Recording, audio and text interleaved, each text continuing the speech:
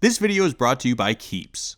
Wisecrack wants you, yes you, to watch this video. It will fill you with a tiny morsel of knowledge and broaden your horizons. So take your mind off the job, off your schoolwork, off your life, and succumb to our hypnotizing logo. Because, let's be honest, what else is there to do right now?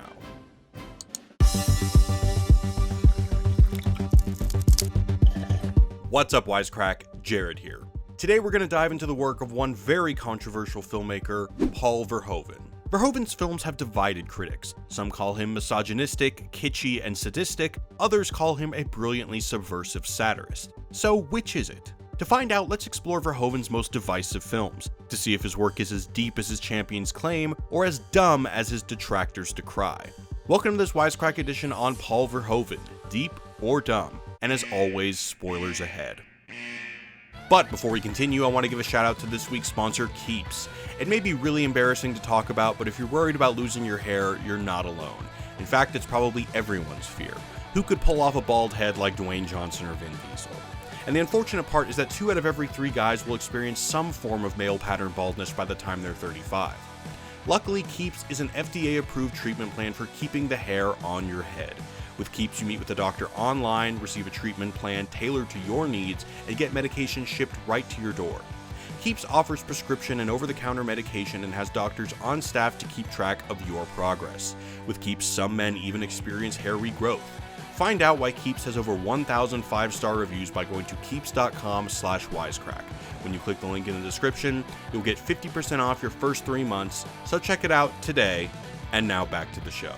Verhoeven's had a controversial career from the get-go. He began in the 1970s as a mainstream filmmaker in his native Holland, making provocative work that combined highbrow melodrama with frank depictions of sex and violence. However, by the 80s, Verhoeven's films were condemned by his government for being too violent, perverted, and decadent, and for not having an explicit message.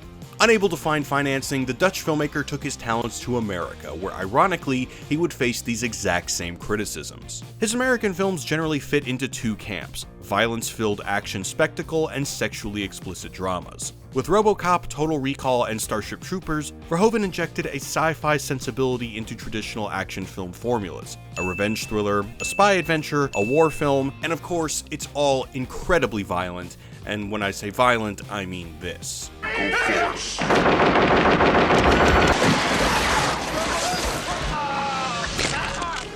Verhoeven did the same with his dramas, but instead of explicit violence, there was explicit sex and nudity. Just look at how much we had to censor this Showgirls clip. And the feedback, not great. One review of Total Recall called it dumber than WWF wrestling and innocent of hypocrisy about its cartoon violence. As for Starship Troopers, the Washington Post said it was exactly like Star Wars if you subtract a good story, sympathetic characters, intelligence, wit, and moral purpose. And in Showgirls' case, the Austin Chronicle said it was so shabbily built that it must have been a cynical desire to cash in on the public's perviness. Now, Verhoeven undeniably loves depicting excessive sex and violence, but is that all there is to his work, or are the critics missing something? As with most filmmakers, understanding Verhoeven's intentions is helpful in deciphering his work. Ironically, the man who was driven out of the Netherlands for being too extreme was shocked by American culture. To quote Verhoeven, "Perhaps I was naive, but when I arrived in America, I was amazed. I was curious about the things that were shown on television and in cinemas, and having not been in the US for that long, I was able to distance myself and look at American culture in an ironic way." Perhaps in reaction to America's cultural excess, Verhoeven quickly embraced over-the-top violence in his films. Take Total Recall. On the surface, the film appears to be just another big-budget Arnold Schwarzenegger flick in which he offs countless goons and saves the day. But Verhoeven amps up the violence to ridiculous heights. When bullets hit people, they explode in grisly, bright red flourishes. And it's not just the bad guys who die in glorious detail. Innocent civilians are mowed down. Schwarzenegger even uses this one unlucky sap as a meat shield, the gunfire shredding his torso into pieces. The brutality is so extreme that it becomes in and of itself the point, transforming the film into subversive commentary on America's fascination with violence. Get ready for a surprise! Indeed, the absurd violence only highlights how nonsensical your typical action film truly is, a fact Verhoeven himself acknowledged. I have a feeling that making these kinds of idiotic things, that is Total Recall, RoboCop, Superman, Spider-Man, it's all completely nonsense. In the film, Douglas Quaid, an ordinary construction worker, undergoes a memory implant that allows him to live out his dreams of being a secret agent on Mars. However, during the procedure, something goes wrong, and Quaid's previously suppressed memories come flooding back, suggesting that he really is a secret agent. Or is he? Total Recall constantly pokes holes in its so-called reality. When Quaid goes for his memory implant, the Total Recall rep tells him that for 2 weeks, he will get to live out his secret agent fantasies. People are trying to kill you left and right. You meet this beautiful, exotic woman. Go on. I don't want to spoil it for you, Doug, but you rest assured, by the time the trip is over, you get the girl, kill the bad guys, and save the entire planet. And this is exactly what plays out in the film, word for word. Quaid meets an exotic woman, kills all the baddies, and saves the planet. And it all happens in 2 weeks. What's more, when the technician implants Quaid with his memory package, he remarks, That's a new one. Blue sky on Mars. Been married long? and how does Total Recall end? With blue skies on Mars, obviously. By constantly questioning the very reality of Total Recall, Verhoeven draws attention to the unreality of the violence on screen. If none of this is actually happening, then you can't take any of the violence on screen seriously. The violence almost becomes a joke, as if highlighting how silly the traditional American action film truly is. But this is only the tip of the Verhoevian subversive iceberg. The filmmaker's protagonists all fit the same basic mold, seemingly moral and upstanding citizens who turn into instruments of violence at the drop of a hat. In RoboCop, Murphy starts out as a loving family man. Well, my son Jimmy watches this cop show, DJ Laser, and this laser guy does this every time he takes down a bad guy, so naturally my kid thinks every good cop should be. And you don't want to disappoint him. Only to become a literal killing machine. In Starship Troopers, a bunch of doe-eyed teenagers become bug-killing tools of the government. And in Total Recall, a seemingly normal, average Joe becomes, well, Arnold Schwarzenegger. Per Verhoeven, there's a point to all of this. After what went on in the Second World War and we saw what people were capable of doing to one another, audiences simply wouldn't buy the idea of perfect heroes anymore. People all over the world were forced to realize they were no better than the Germans and were capable of committing similar acts. Similarly, Verhoeven's films show how easily normal people, just like everyday Germans in World War II, can be seduced to violence. In Starship Troopers, Rico rejects the advice of his father. Because you're going to Harvard, and that's the end of it. He doesn't want to go to Harvard or take a vacation abroad to a peaceful planet. Instead, Rico wants to join the Federation and kill a whole lot of bugs. Similarly, in Total Recall, Quaid longs to be more than just an average Joe, stuck working a blue-collar job. Don't you understand? I feel like I was meant for something more than this. I want to do something with my life. I want to be somebody. What he really wants is to get into the thick of the action on Mars, a place of civil unrest and terrorism. Both Rico and Quaid yearn for the excitement that only violence can provide, the exhilaration of killing alien scum on foreign soil or shooting up the baddies on a covert spy mission. All these characters need is a little push, a propaganda pamphlet, a memory implant, to instantly become the killing machines of their dreams. In an interview promoting Total Recall, Verhoeven said the film actually depicts his greatest fear. To quote Verhoeven, Total Recall for me had to do with fear of psychosis. It had to do with the fear, a basic fear, of myself. That psychosis is a way my brains could go, when people who behave nice suddenly turn out to be monsters and criminals and kill you. By showing how quickly his characters can be drawn to brutality, Verhoeven comments on how we as a society can also so easily be seduced by violence, in the name of war, law and order, or even just because deep down, we like it.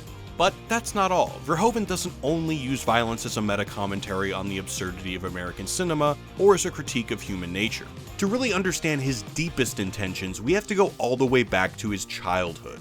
Verhoeven grew up in Nazi-occupied Holland, where he was exposed to unimaginable horror, bombings, fires, and mutilated bodies on the street.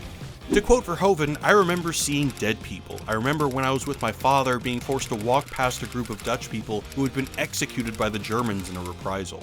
But young Verhoeven didn't realize the severity of what he was witnessing, and instead detached himself from the violence. He later likened the experience to watching a movie.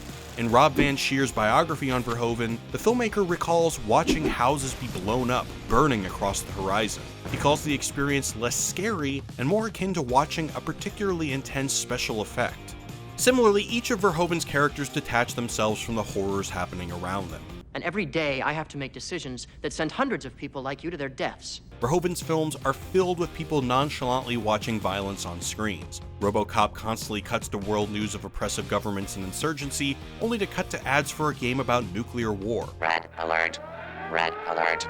Red alert. In Total Recall, Quaid watches people being shot repeatedly on the news while drinking his morning smoothie. In Starship Troopers, the news cavalierly shows gruesome images from ongoing war. Hell, there are even advertisements for live executions. Execution tonight at 6, all net, all channels. These films depict a world totally desensitized to violence, just as 5-year-old Verhoeven was numb to the carnage he witnessed. In a meta twist, Verhoeven uses this detachment to indict us, because who is more desensitized to violence than an American audience munching popcorn, laughing, and cheering in a darkened theater as people are viciously killed on screen? To quote Verhoeven, "People love seeing violence and horrible things. The human being is bad and he can't stand more than 5 minutes of happiness. Put him in a dark theater and ask him to look at 2 hours of happiness and he'd walk out or fall asleep." Just look at Starship Troopers. The film is framed as one long recruitment ad, not for any of the characters in the movie, but for us, the viewers. Join the mobile infantry and save the world. Service guarantees citizenship. In the film, we watch as a bunch of beautiful, carefree teenagers become gung-ho soldiers. We cheer as Rico and Carmen shoot down a bunch of grotesque, hideous bugs, save the day, and still find love. We're so busy applauding and laughing that we fail to notice that we're rooting for the bad guys. The idea behind Troopers, according to Verhoeven, was to create a story that seduced the audience on one level, but then make it clear to the audience what they're admiring was actually evil. The troopers in the film are actually part of a fascist empire, committing genocide against an intelligent alien race. Per Verhoeven, we wanted to do a double story, a really wonderful adventure story about these young boys and girls fighting, but we also wanted to show that these people are really, in their heart, without knowing it, are on their way to fascism. By getting us to root for pseudo-Nazis, Verhoeven implicates the audience in the characters' crimes. We, just like Rico, Carmen, and friends, are so easily seduced by flashy images that we don't ever stop to think about their context. We're just cute, innocent sheep brainwashed by the deranged images of fascist violence up on the screen. A similar sentiment is seen in RoboCop, where the news shows constant images of chaos and disorder that leave the characters, and us, yearning for some unfettered, crotch-shooting street justice. So, Verhoeven is incredibly deep, and the critics completely miss the point of his work. Case closed, right? Okay, we know. We still haven't addressed the elephant in the room. A movie so reviled it won the Razzie for Worst Picture.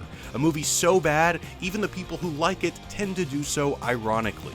Yes, I can only be talking about the one, the only, Showgirls. Okay, but here's the thing. Showgirls actually isn't that far off from Verhoeven's previous films. Just as the director critiqued violent action films, in Showgirls the filmmaker goes even broader, turning his sights on the entertainment industry as a whole. Showgirls is the quintessential rags to riches Hollywood story. A woman with nothing to her name works her way up to become a star. This is the same story every Hollywood wannabe dreams about. Move to LA, make it big in the movies, and become famous. Except in Showgirls, Verhoeven shows how rotten this dream truly is. Instead of centering his film around Hollywood, Verhoeven transplants this narrative to the glitzy, artificial Las Vegas. And instead of making it big in the movies, Nomi works her way up from dancer to background showgirl to star showgirl. But all that glitters is not a gold nipple tassel. Verhoeven makes sure that Nomi's ascent is anything but glamorous. In fact, there's hardly any difference between the low-level strip club where Nomi starts out and the flashy high-end Las Vegas showroom where she ascends to stardom. Both places are driven by the same craven commerce: sex. As Verhoeven puts it, with Showgirls, the attack on Vegas, for example, was that everything is bottom line and that sexuality is only another thing you can sell for the highest price. Everything in Showgirls is a sexual transaction. From the driver who picks Nomi up expecting a little something in return, you can sit a little bit closer if you want, to the man who pays Nomi $500 for a lap dance, to the boss who Nomi sleeps with in order to secure a role. As her arch-rival Crystal says, You are a whore, darling. No, I'm not. We all are. We take the cash, we cash the check, we show them what they want to see. But Nomi constantly tries to fight this commodification, insisting that she won't sell her body. But by the end of the film, she realizes the truth, that her dream job, becoming the star of a Vegas show, is yet another exploitative sexual transaction. Your face is gonna be up on billboards. You're gonna make a lot of money for the Stardust. Whether she's dancing at the strip club or posing on a giant billboard, it's Nomi's body that's making her money. Faced with such a realization, Nomi spits in Zach's face and walks away from the show. As for the actual commerce of the film, Verhoeven lampoons our cultural obsession with sex, just as he did with violence by gratuitously going over the top. So over the top, in fact, that we can't show you the scene where Nomi gyrates around to an absurdly comical degree. Here, the sex, just like the gore in Total Recall and Starship Troopers, becomes designed to incite laughter. It too is a part of the joke. And every aspect of Showgirls is in on this joke. The film's excessive over-the-top style is used to lampoon the quintessential Golden Age Hollywood musicals. But while old Hollywood had lavishly choreographed classy song and dance numbers, Showgirls has lavishly choreographed buck-ass naked gyrating that, again, we can't show you.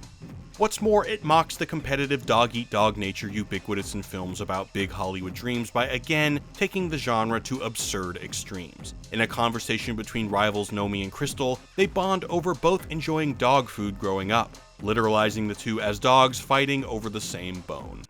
Oh, I used to love doggy chow. I used to love doggy chow too. But who is the ultimate target of this joke? Yet again, it's us. We are the audience at the Cheetah Lounge, who can look but never touch. We who pay money to see the same recycled Hollywood stories over and over again. We who can't help but vicariously get off on the wanton violence and sex depicted on screen. When the lights dim, finally we can indulge in our true debased selves. So we're gonna give Verhoeven's work, or at least this portion of his work, a certified Wisecrack deep with no reservations. But what do you think, Wisecrack? Is Verhoeven brilliantly roasting our gluttonous desire to consume outrageously graphic material, or are we trying way too hard to justify watching this?